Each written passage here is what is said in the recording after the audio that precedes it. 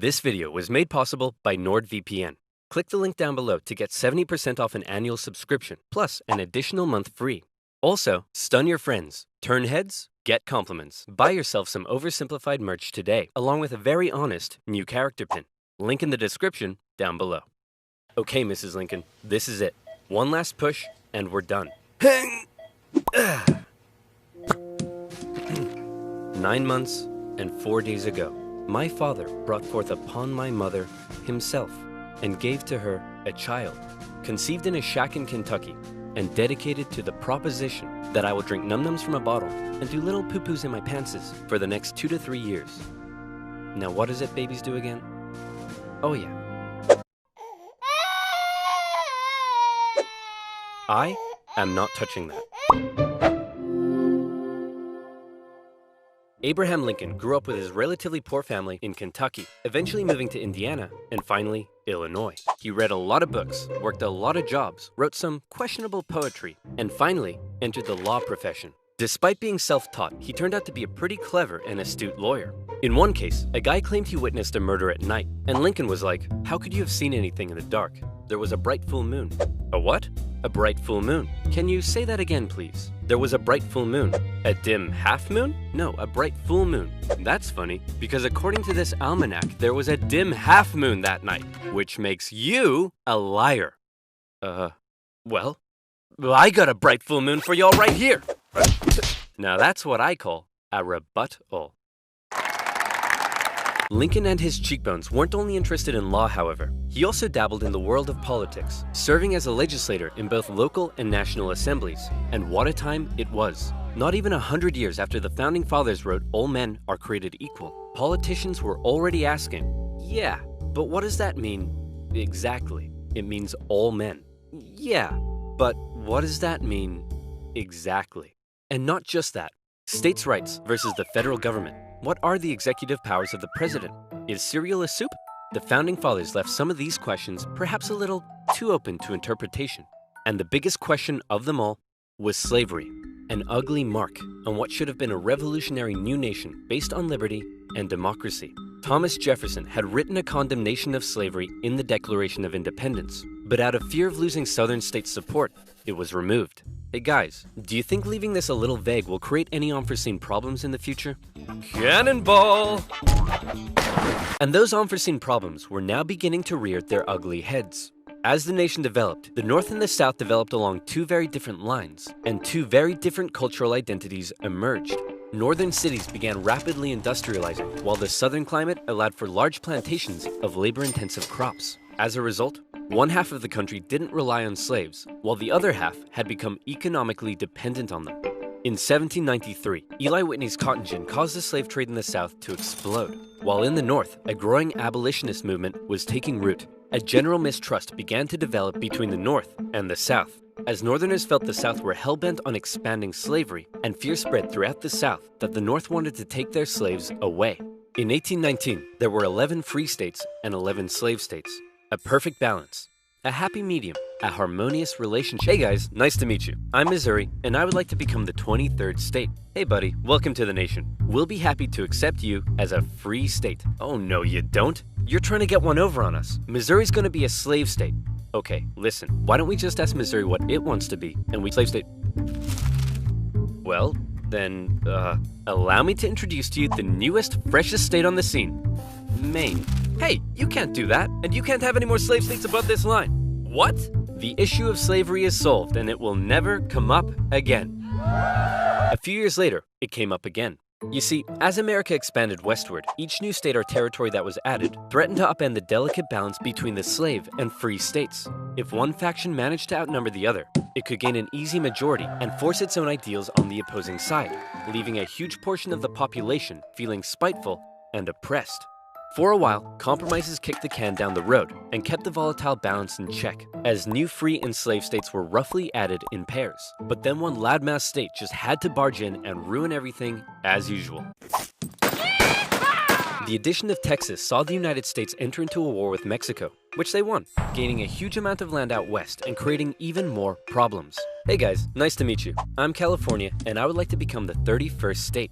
Hey buddy, welcome to the nation. We'll be happy to accept you as a southern slave state. Oh no, you don't. You're trying to get one over on us. California's gonna be a free state. Okay, listen, why don't we just ask California what it wants to be, and we can free state?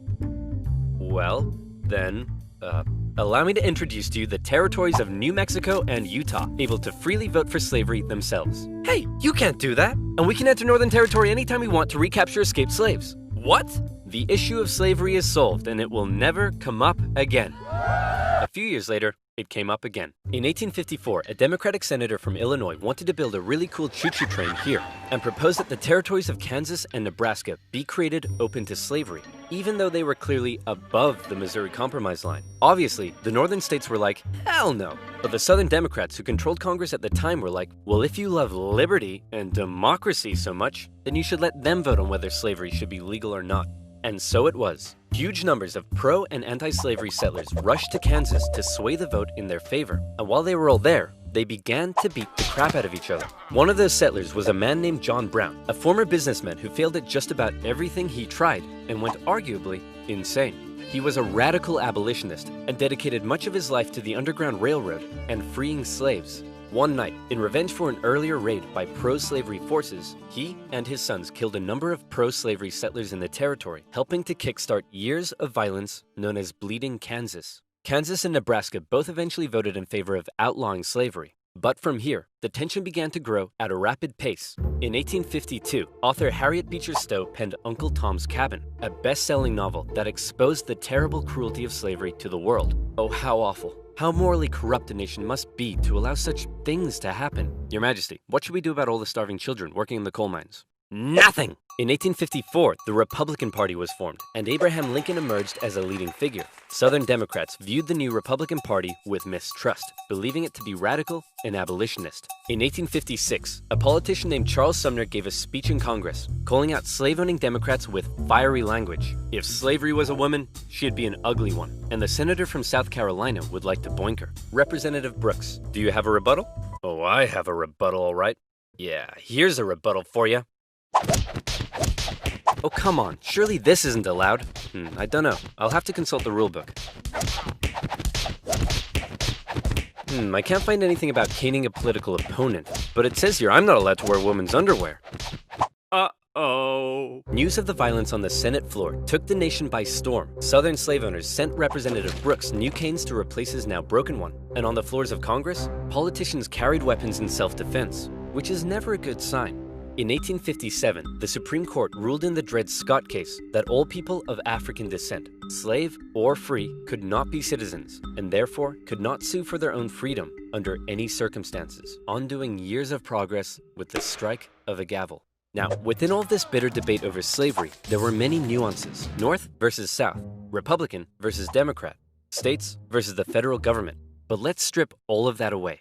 For 4 million individuals living in America, this wasn't about political intrigue or party alignment. It was about the basic human right to be free.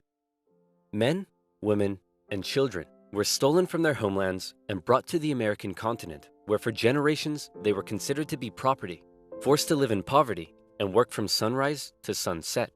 Plantation overseers did whatever they felt was necessary to get the most out of their slaves. Punishments were often barbaric. Families were regularly separated, and parents could often only watch, as their children were auctioned off, never to be seen again. Thousands of slaves took the treacherous risk of running away, and abolitionists in the North helped many escape via the Underground Railroad, as bounty hunters entered the North to chase them down.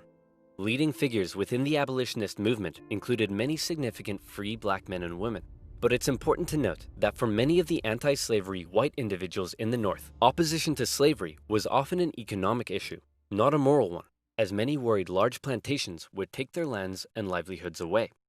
Abraham Lincoln knew that slavery was a moral evil, and he regularly spoke out against it in powerful speeches that helped him rise through the ranks of the new Republican Party. He lamented at the hypocrisy of a great American nation meant to stand as a shining beacon of freedom while also enslaving 4 million men, women, and children. He most famously declared in 1858 that a house divided against itself cannot stand, that one day slavery in America would end. However, even Lincoln was cautious in his opposition. He didn't want to outlaw it entirely, but simply prevent its expansion, so that given enough time, he believed it would naturally die out. Thankfully, history would force his hand. In October 1859, one abolitionist decided he'd try to single-handedly take down slavery by force. Who would be crazy enough to even attempt such a thing? It's our good friend, John Brown. He planned to seize arms from an armory in the town of Harper's Ferry, free the slaves there, and continue south, inciting a major slave uprising along the way. A noble cause, a bad plan, and terrible execution. Brown's men took the armory and some hostages, but were quickly surrounded by one Robert E. Lee and his U.S. Marines. Brown was captured, and a couple of months later, he was executed for treason. Northerners sympathized with Brown, but Southerners were like, "You see this? They're coming for us. Soon, there'll be 1 million John Browns." 1 million John Browns? What on earth are you thinking about? A John Brown farm? Yeah, me too. To make matters worse, new northern free states meant now the southern states really were outnumbered, and they were beginning to feel bitterly spiteful and oppressed. Further fear began to spread in the South when news broke that a relatively unknown figure had just secured the Republican Party nomination for president. Abraham Lincoln, mostly well-liked among anti-slavery Northerners, had made some of the most powerfully worded speeches against slavery of any politician at the time. And now, there was a chance that he and his cheekbones could become president. For the South, that would be too much. In the 1860 election, Lincoln's name didn't even appear on the ballot in 10 southern states. But much to their horror, when the final results came in, Lincoln had won by an electoral college landslide. Lincoln himself tried to calm their fear. "How many times do I have to tell you, I'm not gonna take away your slaves?" "Yeah, right, Honest Abe. We've had enough of you Northerners. We're gonna go form our own country."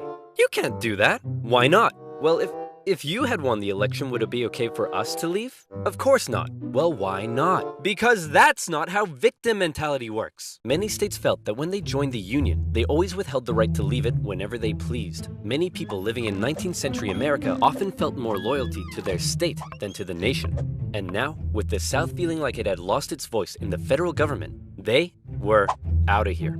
South Carolina was the first to go, and over a period of 6 months, one by one, 11 slave states officially seceded from the Union, with just 4 contested border states opting to remain. The seceding states issued a number of official documents justifying their secession. South Carolina proclaimed that it was northern states' hostility to slavery that rendered the federal government illegitimate. Mississippi declared that their position was thoroughly identified with the institution of slavery. And in a speech, the Confederate vice president stated that the new Confederate government rested upon what he called the great truth of racial inequality. Revered American generals, such as Robert E. Lee, opted to side with their states over the Union. And with all the chaos, one New York lawyer wrote that rather than a bald eagle, America's national bird should be a debilitated chicken. And hey, I kind of like that. One man, watching the crisis unfold, knew it would be his job to solve it. Lincoln was just about to hop on a train and become the President of the United States of America. Hey man, you're hella ugly. Grow a beard or something to hide that face. Good idea. Still ugly. With assassination plots already underway, Lincoln had to travel to Washington, D.C. under heavy disguise and protection. All along the way, he received stacks of threatening letters. "May the hand of the devil strike you down. You are destroying this country. Damn you, every breath you take. Love from Grandma." At his inauguration speech, Lincoln once again reiterated that no, I do not want to take away anyone's slaves.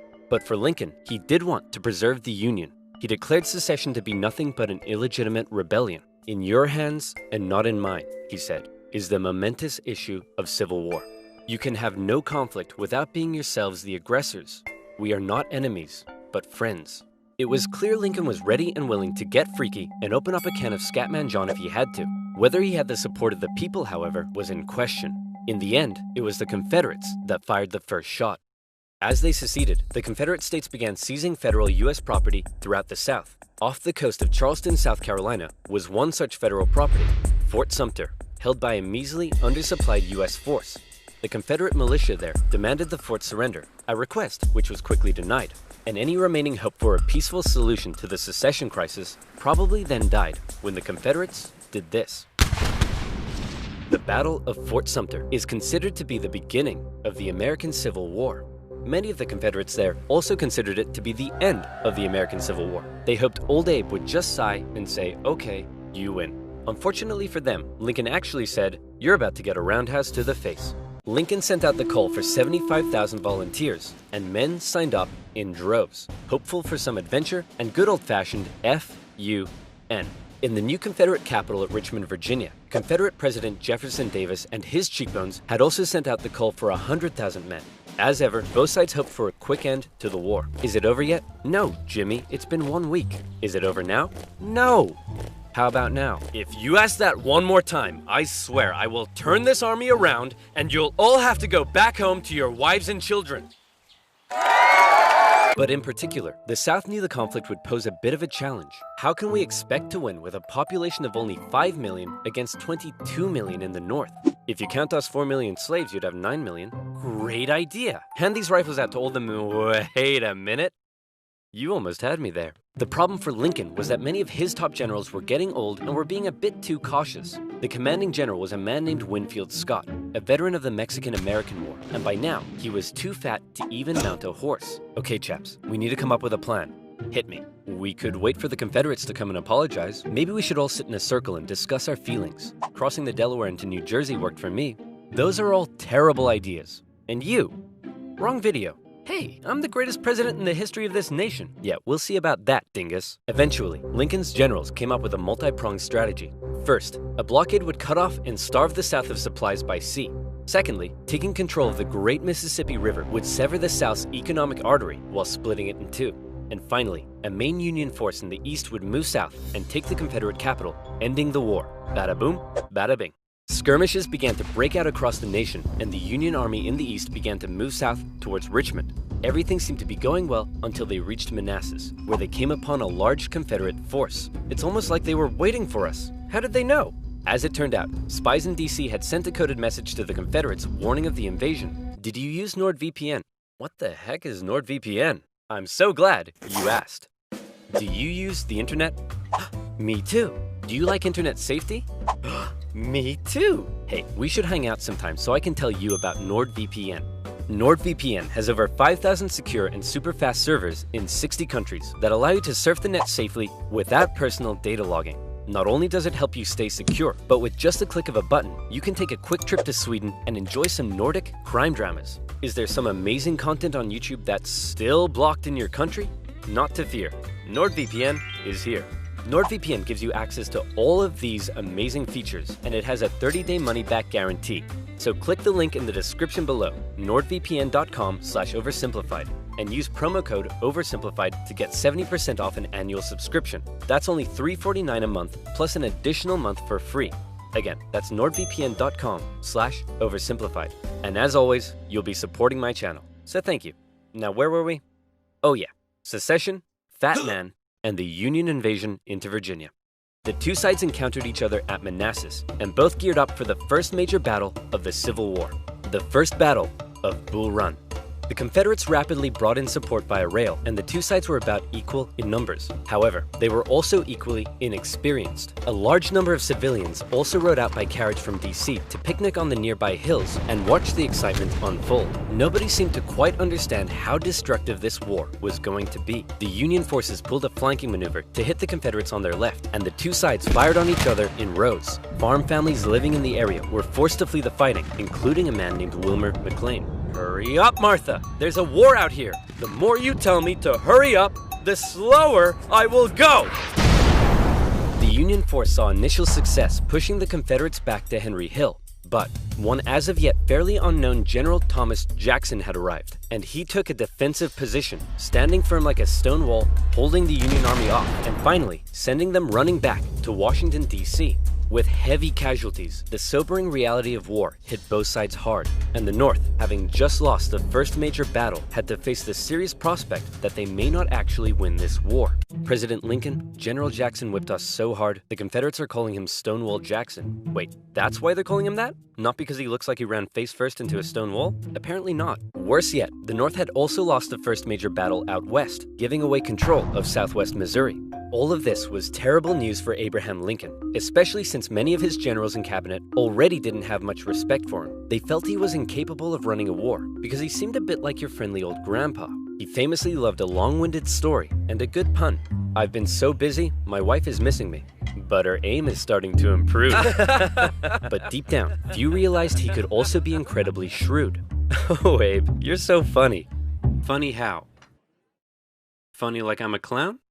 Abe, I was just... No, funny how? Like I'm here to amuse you? During the war, Lincoln committed acts that were viewed by some as impeachable. His administration suppressed the free media from printing articles sympathetic towards the South. Some Southern sympathizers were even arrested without a trial. Lincoln's criticizers began accusing him of being a tyrant. But to quote the man himself, "Hey, it's war, baby. What are you gonna do?" By the end of 1861, with things already looking bad for the North, abolitionists such as Frederick Douglass couldn't believe that the Union Army weren't enlisting black men. He continued to put pressure on Lincoln to make the war about emancipation. "Mr. President, it's time to make the war about emancipation." I don't want to ruffle any feathers. The feathers are already ruffled. But Lincoln, hanging on to hope for a quick end to the conflict, continued to fight only for the preservation of the Union. It was decided, however, that escaped slaves from the Confederacy could be held as enemy contraband, and many of these men were put to work bolstering the Union's infrastructure and supply lines. Hoping to get things moving, Lincoln made young General George McClellan the new commanding general, and McClellan began to train up his men. He thought a lot of himself, however, and believed he was going to be the nation's great savior. And like many others, he didn't approve of the president's handling of the war. On one occasion, Lincoln went to McClellan's house to meet with him, but McClellan was late returning home. He kept the president waiting, and when he finally got there, he just straight up went to bed. Now that's what I call disrespectful. McClellan talked the talk, but could he walk the walk? No. Like Lincoln's other generals, McClellan was maddeningly cautious. "Hey man, could you move south and attack the enemy?" "What? Are you crazy? What if they have a big scary army down there?" "They probably do." "What? Oh my gosh!" McClellan worried that he did not have the numbers he needed to fight effectively. "What if they have like 10,000 men?" "Okay, no problem. We'll get you 20,000 men." "Well, what if they have 30,000 men?" "I'll need 40." "Okay, you can have 40." "Well, what if they have 50?" "I'll need 60." Lincoln tried, but it was all in vain. McClellan would not make a move for the rest of the year. The North's one saving grace for now was a general out west fighting in Kentucky and Tennessee, General Ulysses S. Grant. Cool, collected, methodical, and a big fan of whiskey. His chief of staff took it upon himself to keep Grant sober. One officer said that Grant habitually wore an expression as though he were determined to drive his head through a brick wall and was about to do it. And that determination led him to score a number of key victories when others around him were failing. At the Battle of Fort Donelson, Grant was like, "Why does Stonewall Jackson get a cool nickname and I don't? I want a cool nickname." "Sir, the Confederates say they're ready to surrender and want to know your terms." "No terms, just unconditional surrender." Hey, Unconditional Surrender Grant. That's a pretty cool nickname, right? Guys? Right? Later in April 1862, the Confederates launched a sudden attack on Grant's army at Shiloh, but the determined, unconditional surrender Grant threw his lines at the rebels and sent them running. The battle resulted in the heaviest casualties in U.S. history so far, and despite his victory, Grant found himself under fire. You have to get rid of Grant. Why? Didn't he win? Yes, but he just threw his men at the enemy. Isn't that the point? Also, he's a loony drunk. Well, what does he like to drink? I believe whiskey, sir. Then send him more. Lincoln watched as his cabinet did nothing but bicker, and his generals did nothing. But then, worst of all, personal tragedy struck. Lincoln's young son, Willie, very much loved by the president, died of typhoid fever at the age of 11. Lincoln was a sensitive man and was heavily affected by the loss. His wife was inconsolable. But one of Lincoln's greatest traits, what made him such a great leader, was in the darkest of times, with composure and determination, he kept moving forward. He knew it was his responsibility to hold himself and his family together, and by doing so, he hoped to hold the nation together. And he had it with McClellan's inaction. Lincoln decided he was gonna take control. In March 1862, Lincoln firmly ordered McClellan to once again move south towards Richmond. McClellan insisted instead they move by sea to the Virginia Peninsula and attack Richmond from the southeast. "Yes," said Lincoln. "Okay, anything."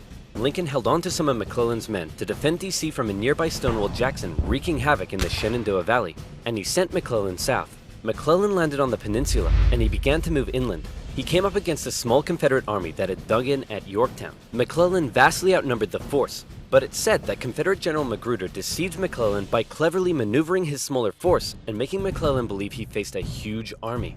No, you have way more men than them. Move forward. No. McClellan settled in for a month-long siege, giving time for Johnston to move south from Manassas and Magruder time to retreat. When he finally entered the city and found it deserted, he declared it a victory, calling his success brilliant. Then, after meeting some resistance at Williamsburg, McClellan moved to within just 20 miles of Richmond, his armies able to hear the church bells ringing in the enemy capital. You still outnumber them. Go give him hell. No. McClellan once again held back, moving slowly and defensively, and with his army split in two, the Confederates saw an opportunity to strike back. McClellan's advance was halted, and now the Confederates pulled an ace out of their sleeve. General Lee, you're up. Do you think we should evacuate Richmond? No, Mr. President, no need. General Robert E. Lee, one of the most brilliant military commanders of the time, was now in charge. One of his biggest strengths was his ability to read the mind of his enemy, and he knew McClellan was cautious and weak. After moving Stonewall Jackson south to join him, and even though he had a smaller army, Lee hit McClellan in a series of fast-paced, close combat battles that had McClellan spooked. McClellan retreated the Union Army back again and again and again, escaping the peninsula and returning to D.C. Lee had defeated McClellan, and the campaign had failed. Well, that was a major success. A success? Tell me exactly what was successful about that. Well, we successfully retreated. You lost. I didn't lose. I merely failed to win. Things just kept looking worse for the North. At least their Navy had seen some success, capturing a number of key port cities, notably when they steamrolled past Confederate forts to take New Orleans. And speaking of the Navy, both sides had begun using ironclads.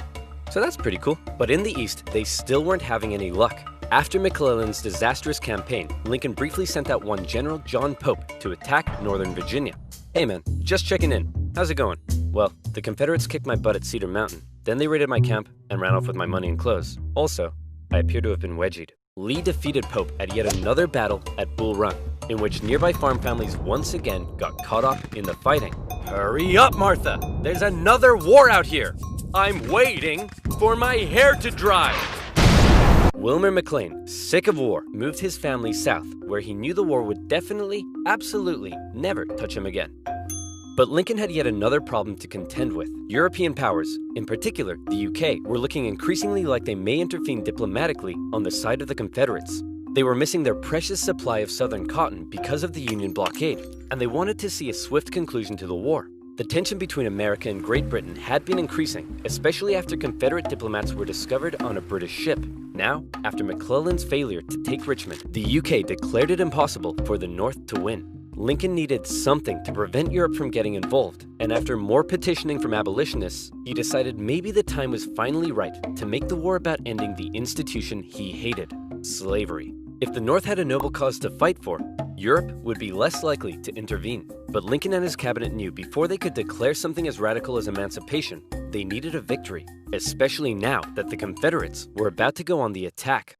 Aware that he had a limited number of men and supplies, Lee now hoped that if he could just threaten Washington, D.C. militarily, he would gain Europe's recognition and crush Northern morale in time for the midterm elections, forcing the North to negotiate.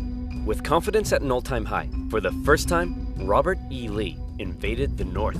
But on September 13th, the North finally had some luck. Oh boy, it's my lucky day! A cigar in a field. Hey, what's this wrapped around it? Oh my gosh! That's right, the North had discovered General Lee's battle plans wrapped around some cigars. And in them, they saw that Lee had split up his forces. McClellan headed out from D.C., and the two sides met in the Battle of Antietam, a crucial battle that would decide the course of the war. It saw the most vicious fighting to date, and still remains the single bloodiest day in American history. But, for once, the North came out victorious, and Lee was forced to retreat. He's on the run. Chase him down and finish him off. No. You know what, old buddy, old pal? You're fired. The North had won their crucial victory. Lincoln breathed a huge sigh of relief, and with that win, he was prepared to take a huge step. On September 22nd, the Emancipation Proclamation was issued. In January, all slaves held in the Confederate States would be, as far as the U.S. government was concerned, officially free. Throughout the North, free black men and women rejoiced, knowing that if the North were to win, their brothers and sisters would no longer be held in bondage. The proclamation also had the intended effect on Europe, who were not willing to oppose a pledge to end slavery. An outraged Confederacy knew that Lincoln had given the war a new meaning. It was no longer just about the preservation of the Union. Now, it was about creating a new Union, washed clean of its original sin, a Union without slavery.